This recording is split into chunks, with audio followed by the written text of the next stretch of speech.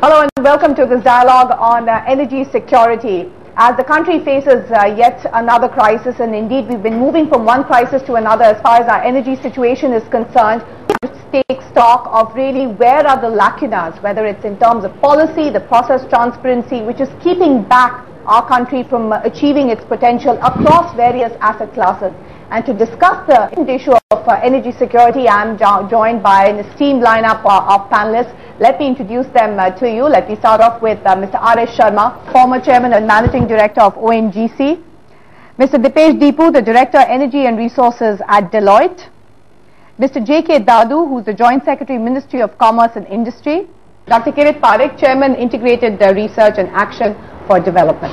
Mr. Mani Shankar Iyer, MP and former Union Minister for Petroleum and Natural Gas. Mr. I.A. Khan, the Advisor, Energy in the Planning Commission. T.L. Sankar, the Honorary Visiting Professor at the Administrative Staff College of India. Gentlemen, thank you so much for joining us. So let me start off with the members on the team to really address the issue of energy security. And we are facing a crisis as we speak. We keep facing these points, inflection points in our economic development history, so on and so forth. Mr. Iyer, have to start with you. Oh, thank you very much. Where do we start really at this point? Well, I think first we need to recognize that there is enormous potential in India in terms of hydrocarbons, in terms of coal, in terms of non-conventional energy sources. So there is no reason at all for us to panic. And since we have this range, there is no reason for us to get completely focused only on nuclear power.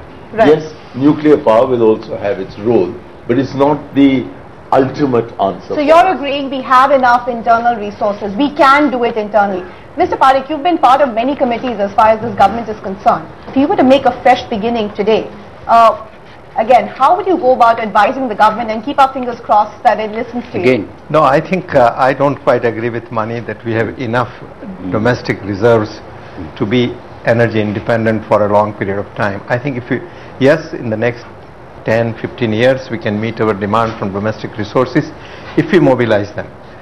But over the long term, if you look at 30 years ahead, then we are short of almost most hydrocarbons, even coal, because the total currently known extractable coal reserves in the country would run out in 40 to 45 years if our consumption of coal keeps growing at 5% per year.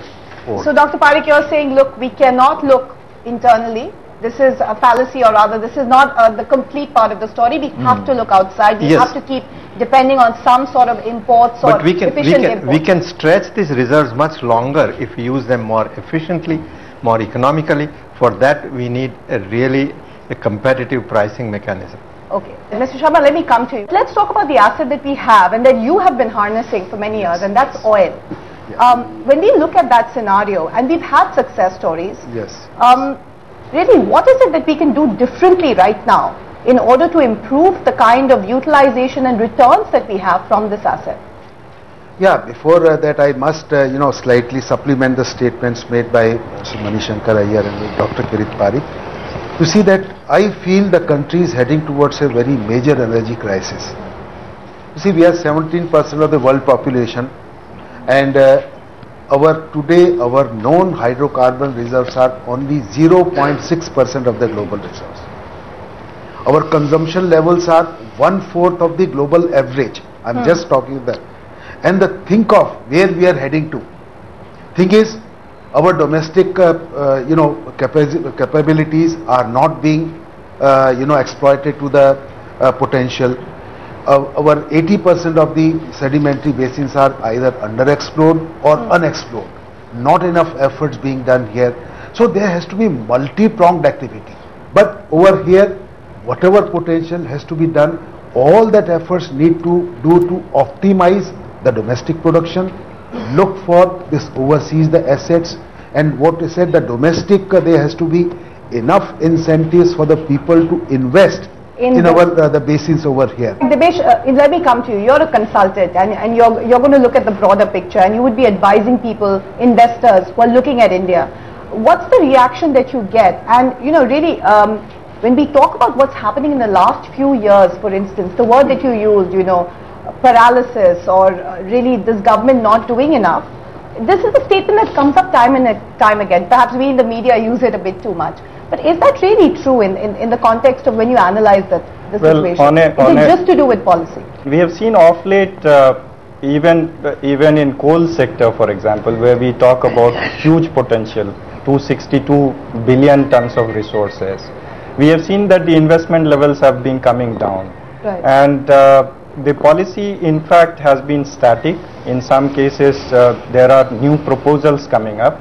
They have not finally been approved by the parliament. But the kind of noises that we hear, 26% profit share, 26% ownership, additional royalty, and every other day we see new proposals coming in. And not a coordinated approach. In fact, if you look at exploration itself, initially the thought process was that it will be only the government sector focusing on exploration, and after the asset is proven to a certain degree, it will be given out to private sector for development.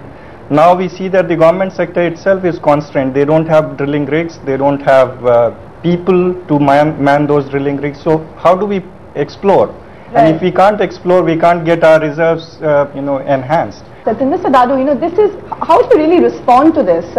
What Dipesh said, which is that in the last few years we seem to have lost our way as far as this particular sector is concerned, and we keep making bits and pieces of changes in policy to suit the crisis at that point in time, or respond to the crisis at that point in time.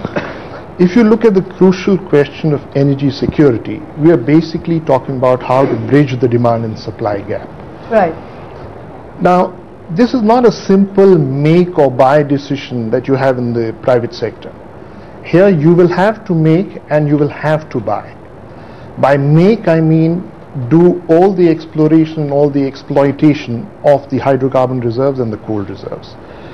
Now, if you look at oil and LNG, we have not done the first step of a complete exploration of the sedimentary basin of the country. Right. I believe the integrated energy policy wants that to be done by 2025. So it's a huge task. It's not a task which you can put a few consultants and they can come out with a report. On coal, if you look at the situation, there are 180 forest clearances which are required, 70 environmental clearances that are required. If we are importing right now 110 million tons of coal, if you start importing 200 million tons of coal, you don't have the port capacity. You don't have rail and road networks to bring the coal from the mine to the port. Right. So these are infrastructure issues which cannot be handled over a year or two or even 5 years. So therefore, the point I'm trying to make is we will have to look at large-scale imports of oil, LNG and coal for the next 20 years. Mr. Sankar, you've been an energy advisor working within the government and with the Planning Commission as well. Is that the realization over the years as you were part of the policy making decision? Has there been a coherent thought process which has been guiding the philosophy? The ideas that have been brought out are all correct in the sense that if you just look at one source, sun, it can give all the energy you need, provided you have the right way to convert it. The moment we got Bombay High, the first report I gave along with Dr. Sakamai Chakrabarti, I was only a small fellow at that time, it was coal we were trying to push. Then you said that oil has come. Yeah. But from there, nuclear was very slowly, very steadily built.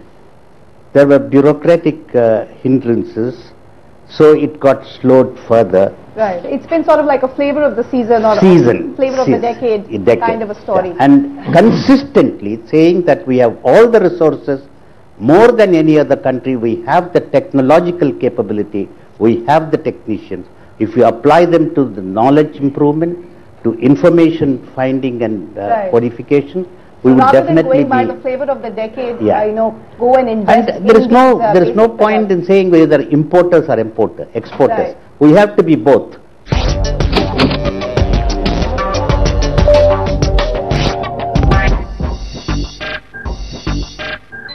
Okay, now, but the fact of the matter is, we need investors, we need the money as well, we need the kind of capital to come in and put in the money in a very challenging topography that you've just pointed out in our country. Clearly there were investors, and Mr. Iyer, you were pointing this out, during, when you were the minister, during those NELP rounds, you did see international interest coming in. But ever since then, it's petered out.